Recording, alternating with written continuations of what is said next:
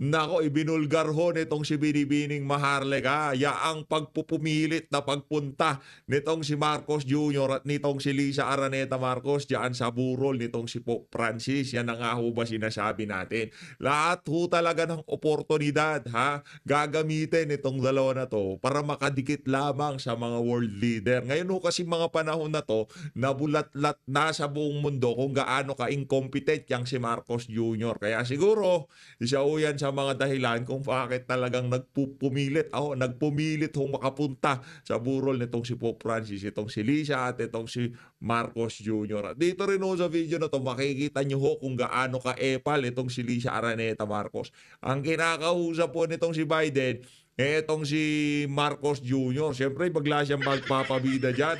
No, bigla ho siyang papasok sa eksena na kung saan kailangan makamayan din ho siya netong si Joe Biden. Tingnan nyo ho ang body language ng asawa ni Joe Biden dito. Napakalayo ho. Kumbaga sa salitang Pilipino, napakagalaw-gaw ho nitong si Lisa Araneta Marcos. Panoorin nyo ito mga kababayan. Pambihira ho talaga tong ali na to. Saan ka pa pinaglihim, madam? Bakit napaka-epal nyo? Ito mga kababayan. Makikipagkamay si Marcos Jr. Yung asawa ni Joe Biden nasa gilid lang ho. Anak ng Toka Lisa, hindi kayo close niyan. Oo, nagpagamit ang asawa mong bangag kay Joe Biden, pero hindi kayo close niyan, pamira. Tingnan niyo yung asawa ni Joe Biden. Dapat ganyan, madam. Magpaka-behave ka sa gilid. Huwag kang umasta na kala mo pa ikaw ang presidente ng Pilipinas. Hello, Mr. President, how are you? Manahimik ho kayo. Hindi, wala ho kayo. Para saan makipagkamay kayo dyan sa dito kay Joe Biden? Tingnan nyo mga kababayan ang susunod na gagawin nitong si Lisa Araneta Marcos, sa tingin ko bangag siya ngayon dyan sa oras na yan. Tingnan nyo ito mga kababayan, mag-i-establish ho siya ng conversation sa asawa nitong si Joe Biden. Hindi ko alam yung naka-blondie ang buhok, asawa ni Joe Biden yan, pero feeling ko asawa niya yan. Tuloy. Dapat yan ang gayahin mo, Lisa. Huwag ka masyadong galaw-gaw. Kung sa yan, napakasaligoso mo. Walang nga ka. Kundi ikaw kinakausap, manahimik ka sa gilid, manahimik ka sa sideline. Diba? Huwag kang mag-epal. Anak ng tokwa. May patapik-tapik ka pa ng kamay. Para sa yung patapik-tapik ang kamay. Talagang ali na to.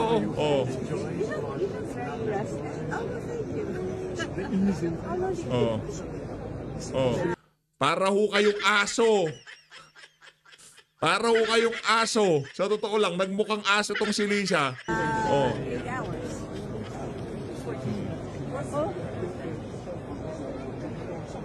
Just get here? Got here yesterday.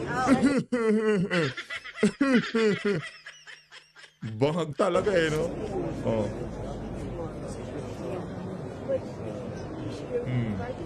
Pinipilit ho, manahimik ka madam. Manahimik ho kayo. Hindi nyo ho kaibigan yan. Ginamit lang ho kayo ni Joe Biden sa kanya mga interest dito sa Asia. Hindi ho kayo magkakaibigan ng mga yan. Sa bagay, para yan sa optics sika nga nila, di ba? Good luck na lang kay Donald Trump kung kausapin kayo dyan.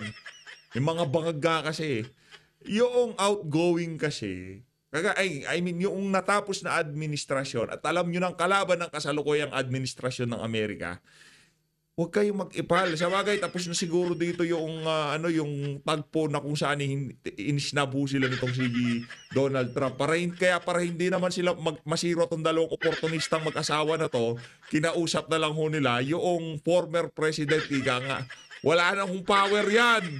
At hindi nyo kaibigan yung mga yan. Tandaan nyo. Yan, nagtumanda kayong mga walang pinagkatandaan. Pambihira tong dalawa na to.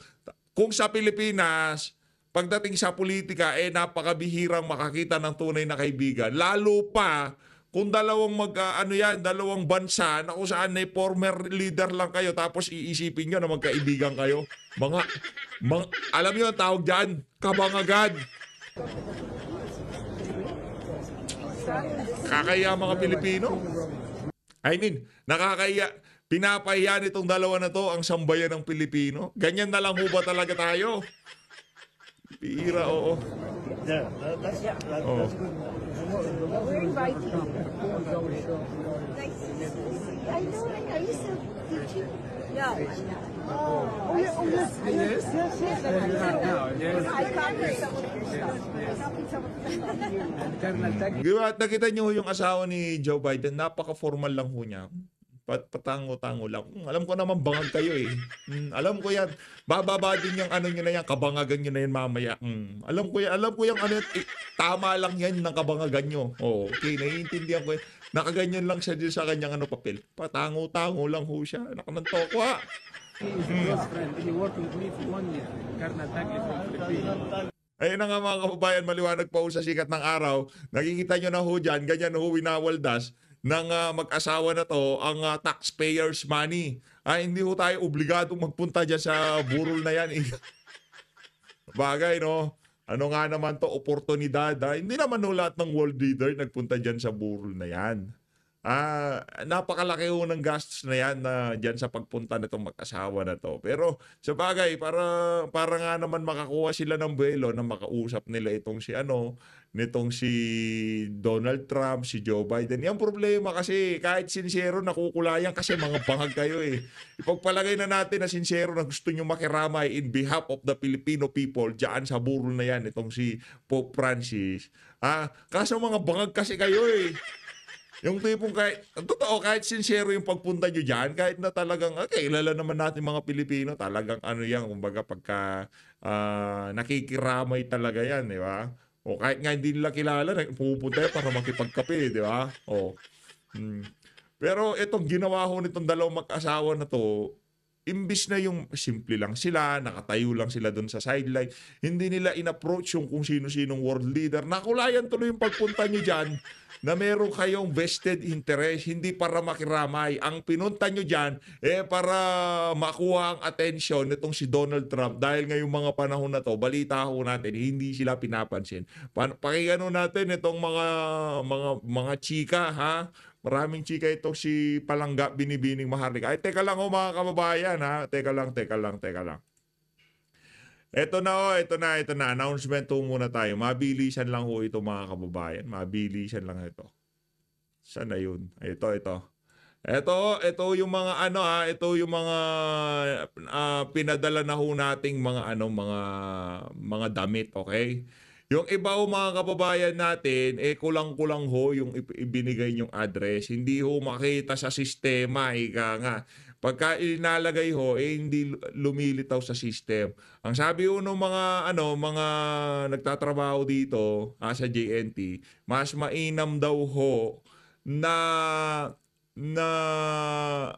ilagay ang phone number at kahit na kulang-kulang yung address basta nandun yung phone number. Kahit purok lang, kahit walang ang tawag dito, walang house number, purok, barangay, municipality, province, okay na yun basta may phone number. Makikita daw ho sila ng magdi-deliver. Pero pagka walang phone number, hindi ho talaga madi-deliver yan. Ayun, pero yung iba hinulaan ko na lang pagka kumpleto yung address, ilinagay ko na lang ho yung address nyo. Pero marami hong hindi napadalan kasi kulang-kulang ho yung address na isinend sa atin. Kung i-send nyo na lang ho ulit yung kompletong address nyo doon sa phupdateofficial@gmail.com para yung ibang hindi ko po napadalhan, mapadala ko na sa mga susunod na araw. Okay ho ba yun? Okay. Rekta na ho tayo dito kay Palangga Binibining Maharlika. That Game. later yung 55% na kahirapan ng Pilipinas o ng mga Pilipino. So mga palangga, kaya natin nasabing kahirapan, hirap na nga kayo, wala na nga kayong trabaho, wala na nga kayong makain, ang inyong presidenteng bangag ay lumipad pa gamit ang pera ninyo, pondo ng bayan, ilan na naman kayang mga addictus ang kanilang isinakay sa eroplano at mag-shopping sila sa Italia, baka bumili na naman sila ng mga branded and everything, o may bitbit silang kwarta. Actually, branded na yan, maliit lang na bagay eh. O baka mamaya may bitbit na naman silang nakaw na kaba ng bayan para isiksik sa kanilang offshore account. Para kunwari, Nako. boreal-boreal lang ni Pope John, ni Pope, then at yung kanilang mission ay maliban pa diyan, magpa-picture-picture kay President Trump. Kasi mga kababayan, napag-usapan na nga namin ni Attorney Glenn Chong na hindi naman inuobliga ang mga world leaders. Well, si Bangag ay hindi world leaders, siya ay bangag talaga. At ito naman na hindi sila inuobliga dahil hindi naman well, it's okay na magbigay tayo ng condolence, message of sympathy and condolences sa pamilya ng Papa. At syempre bilang isang ano yan parang ano tawag diyan? Protocol, no, no, not protocol. Parang ano yan automatic ko na yan na kapag namatay yung mga ganyang klaseng figure, yung mga world leaders ay magbibigay ng simpatya o mensahe. Lalo na tayo ay karamihan sa mga Pilipino ay mga Katoliko, pero hindi naman kailangang pumunta at gumastos ng kaba ng bayan kasama ang entourage ni Bangag. Baka may magurgur na naman doon, baka may ma-overdose na naman sa Italia. I hope, Nako. I hope meron. Para sunod-sunod na yung gurguran at I hope sila nang magurgur sa overdose nila ng pulboronic na ito. Mga kababayan, hindi obligado ang presidenteng Bangag para pumunta at magpa-cute at mag-smile si Satanas doon. Namatay ang Santo Papa pero siya nakasmile. Makita mo Mm. talagang may saltik ang Jutang Ginina. Kaya, Tingnan natin ulit yung picture niya. kaya nga parang ang atang may problema to Yan si o. Lisa, no? Ito ba yun? Tiga natin. Ba't Tignan nyo, sa nag-i-smile ka? kapapasok lang. May saltik ka ba? Diba? Dapat yan, may presence of mind ka na yung utak mo, Oh. asa na si Satanas, ayan o. Hanapin mo si Nakita Lisa, niyo madam. siya, Oh, nakasmile nakasmile, ang oh. gaga. Ay, Oh, oo nga. diba? Parang ang may saltik. Patay ang pinuntahan niyo, madam. Parang ang may saltik tong si Lisa. Patignan niyo naman yan. Tuslok sa formalin Namamaga Grabe ang mukha naman yan. ng hitad Grabe naman yan, madam. Ba't po Namamaga kayo ang hitad. tumatawa? Diba? Ang katuslok ni Dr. A. Sino kaya si Dr. A na tumutuslok sa kanyang face lock? Tanggalin na natin. Nakakasiwa. Tanggalin na yan. So Tanggalin ngayon, na yan. mga kababayan, ulitin natin sa kahirapan ninyo dyan sa Pilipinas, hindi obligado na magpa-cute-cute ang presidente ninyo. Wala pong obligasyon ang Pilipinas para gumastos ng pera ng bayan. Sabi ko nga, at napag-usapan namin ni Attorney Glenn Chong few days ago sa aming vlog, di ba? Na mas pipiliin siguro ni Santo Papa na yung perang nilulustay diyan sa pagpunta, dahil di naman tayo mayamang bansa, di ba? Napakahirap nating bansa. 55% na nga ang mahirap sa buong Pilipinas. As nilulustay lang nila ang milyon-milyong piso ng pera ng bayan para kunwari, si Satanas, para what? Para makadikit? Para magkaroon ng pictorial at si Bangag kay Lolo Nako. Trump? Kasi, Nako. ang tagal na nilang kumukuha ng appointment kay President Trump para magkaroon ng photo op. 'Di ba? Hindi nangyayari ngayon. Ang sabi nga namin ni Attorney Glenn Chong, ang aming pananaw dito at obserbasyon sa mga galawan ng mga bangag ay para makapag-photo op o makapag-pictorial, drama-drama, itong si Satanas at saka si Bangag. Not only kay President Trump at doon sa ibang mga world leaders na pumunta doon na kasalukuyang nakikiramay. Sabi ko nga, gagamitin pa nila yung pagkamatay ni Pope John para what? Para magkaroon ng tsansa, 'di ba? Doon sa burol, magpicture mo, abot kamay na nila si President Trump. Ito po ay mga oportunista. Oportunista, Okay, gusto mga... nilang kontrolin ang inyong pag-iisip, ang inyong what do you call it? Ang perception ng taong bayan na wow, ang lakas na yun. Ayan, nakita na sila ni President Trump. Ginagamit nila yung okasyon. Actually, malungkot na okasyon na pagpanaw ng Santo Papa para sa kanilang what? Para sa kanilang political gain. 'Di ba? Ginagamit nila yung patay, magaling si Satanas at si Bangag dito. Ginagamit nila ang pagkamatay ng Santo Papa sa kanilang script. 'Di ba? Pati nga si Nora Honor, 'di ba? I doubt it kung nanood ng pelikula ni Nora Honor, 'di ba pumunta din sila doon.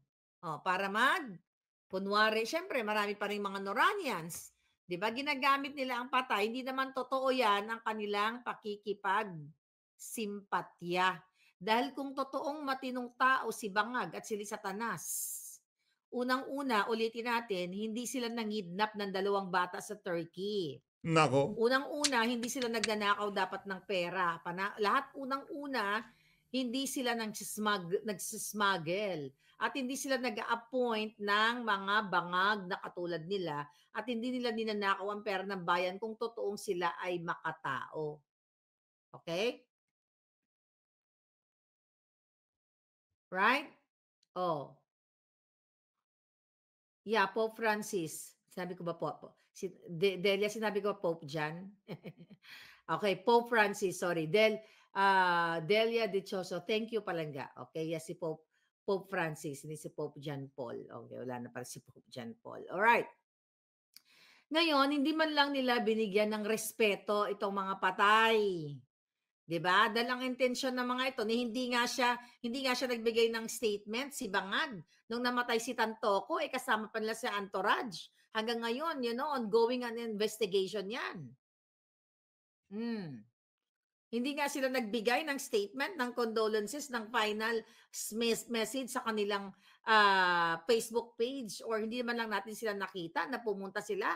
'Di ba? I believe nandiyan na yung katawan ni Tantoko sa Pilipinas. Nagbigay ba sila ng mensahe? Kasama mismo ni Lisa Tanas sa entourage at asawa yan ni Dina Tantoko Arroyo na inappoint nila dyan, pero hindi sila nagbigay ng pahayag. Bakit?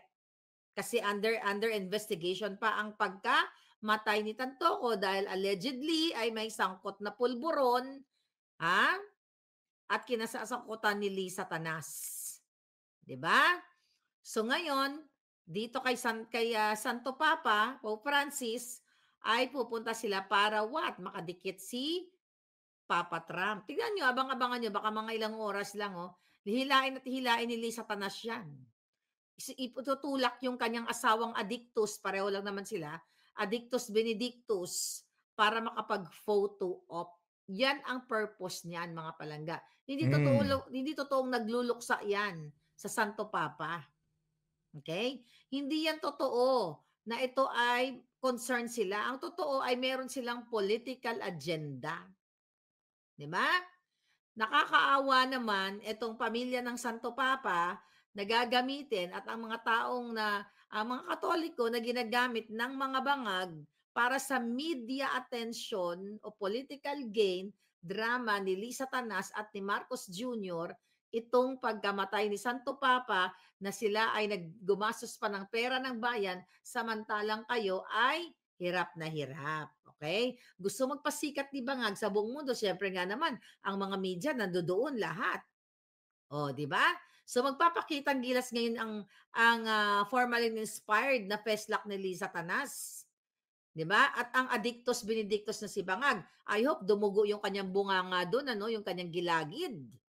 Para makita ng buong mundo, Diyos ko po, sana paulanin niyo ng dugo yung bunganga ni Bangag at nang makita yung kanyang pagiging Addictus Benedictus.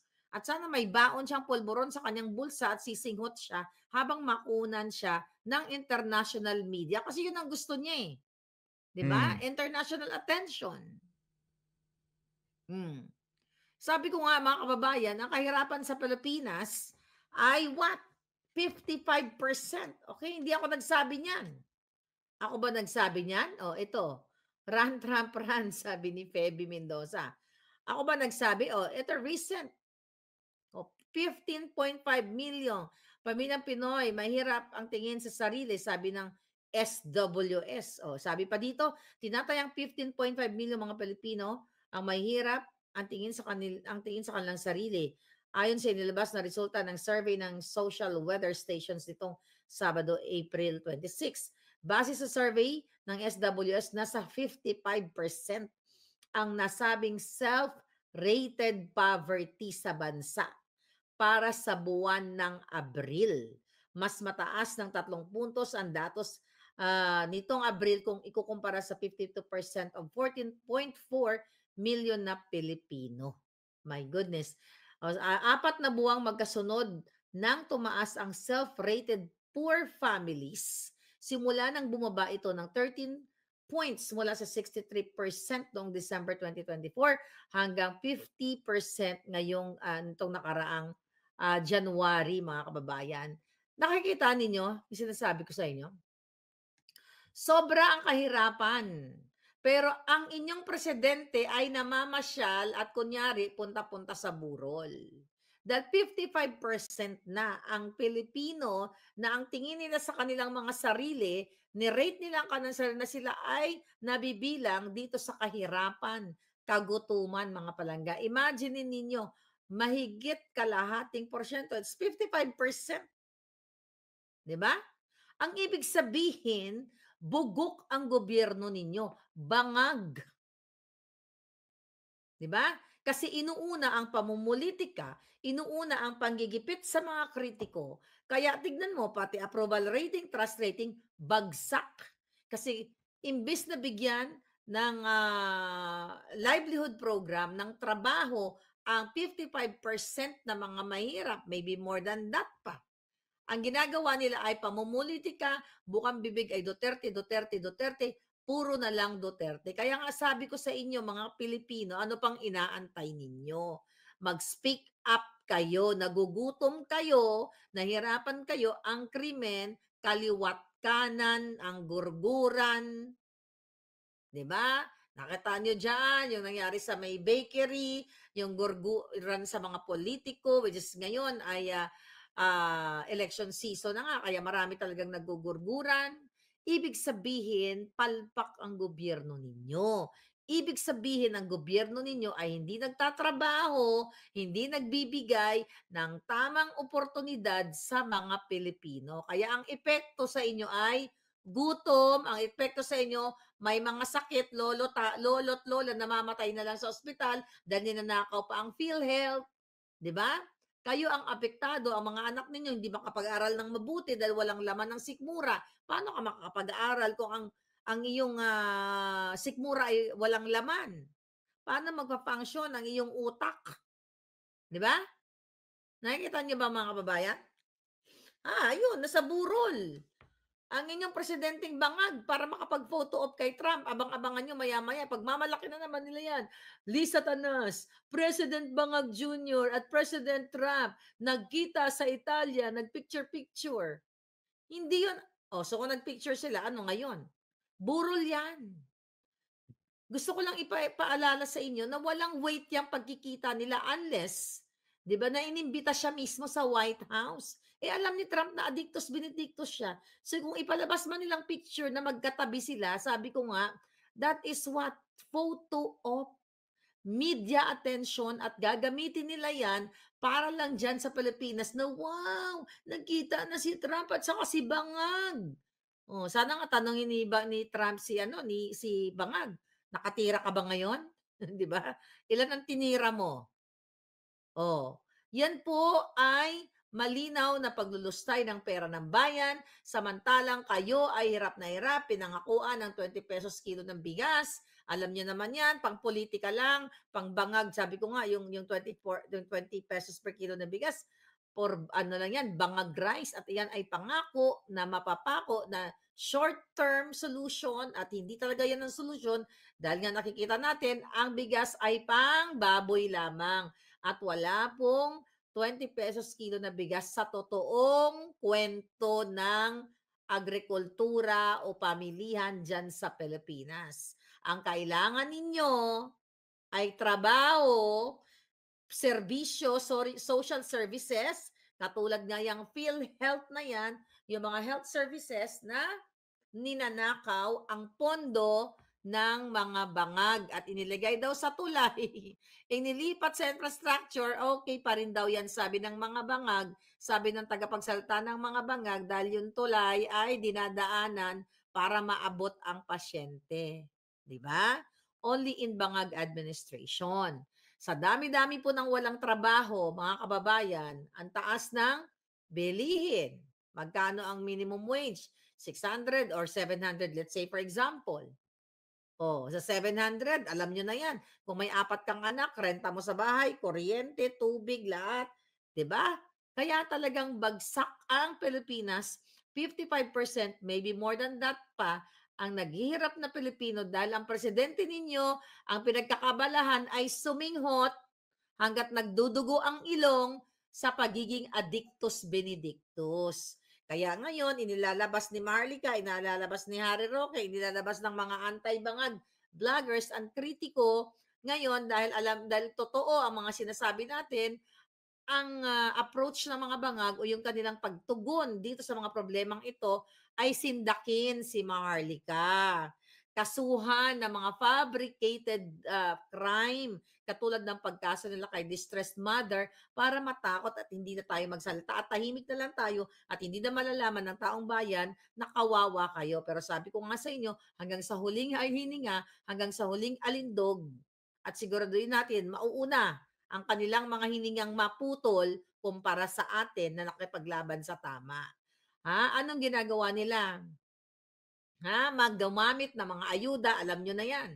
Ayuda, ayuda, ayuda ang binibigay sa mga mahihirap, panandalian lamang yan. So tanggapin nyo yan. Sabi nga natin, sabi ni Inday Sara, tanggapin nyo yan kasi pera nyo naman yan. Pero ang problema, mga kababayan, hindi tinuturuan ang mga Pilipino para maningkamot, para magsipag. Dahil ang Pilipino masipag naman eh. Hindi kayo binibigyan ng trabaho kasi gusto nila maging mangmang kayo forever at si Lisa Tanas at si Bangag i-enjoy na lang ang pera ninyo. Mangutang na lang tayo ng mangutang dahil lumobo na yung utang at sila magnakaw ng magnakaw. Yan mga palangga. So ulit, ang sinasabi natin dito, habang sila ay nagnanakaw sa Bureau of Customs, habang nagnanakaw sila dyan sa kanilang mga hoarding, kumikita ang mga yung mga smuggling nila and everything, kayo ay kulang sa edukasyon ng inyong mga anak dahil hindi makapag-isip, dahil kulang, kumakalamang sikmura, wala kayong trabaho, kaya ang mga may mga Pilipino na nagbabangag-bangag na lang, sumisingot naman, nakita niyo naman sa Facebook, nagsisingutan sila, imbis na turuan kayo kung paano kumita ng pera, ay ang short-term at election solution. Tama ba? Election suhol. 'Di ba? Bigyan kayo ng ayuda para sabihin na mabuti ang gobyerno ni Bangag. Ay, kasi nagbigay ng ayuda, da. Pero hindi nyo na, alam ko yung matalino naman kayo, lamang, syempre tanggap lang kayo ng tanggap dahil kapit kayo sa patalim. At the end of that ayuda, anong gagawin nyo? Yung iba nagnanakaw, nag-i-snatch, o nagdudurog na lang para makalimutan yung gutom o problema. Di ba? Yan ang kanilang approach. Kaya nga, no wonder 55%, sabi ko maybe more than that pa, ang nagrereklamo, ang nagsasabi, based on that survey, okay, mukhang pabor pa nga sa kanila yung survey firm na yan, di ba? Pero hindi kayang pigilan ang pagkawalam ng sikmura ng taong bayan. Kasi ang inuuna nila, corruption, pagnanakaw sa kaban ng bayan, panggigipit, ginagamit nila ang pera ng bayan sa pag-file ng mga kaso, hindi lang sa akin, sa mga kritiko nila. Di ba? Hindi lang ako, yung 4 na mga OFW, yung isa sumulat sa akin na wala naman daw siyang binanggit na pangalan, nag-post lang siya, nag-share lang siya. I mean, binigay niya lang yung sentimiento, si Palangga, sinagot ko siya kanina, mag-usap tayo Palangga, ibigay mo sa akin yung iyong WhatsApp or Viber, mag-usap tayo. Tignan ko kung anong maitutulong sa'yo. Kasi kinasuhan siya, OFW.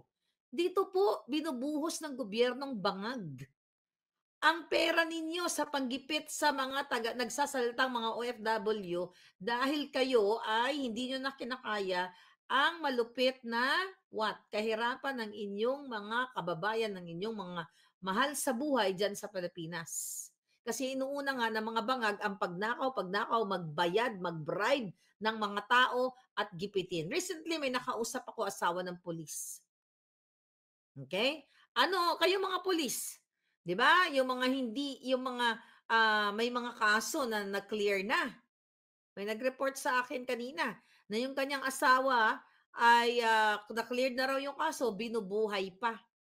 Ayaw lang niyang magpapangalan dahil for security reason.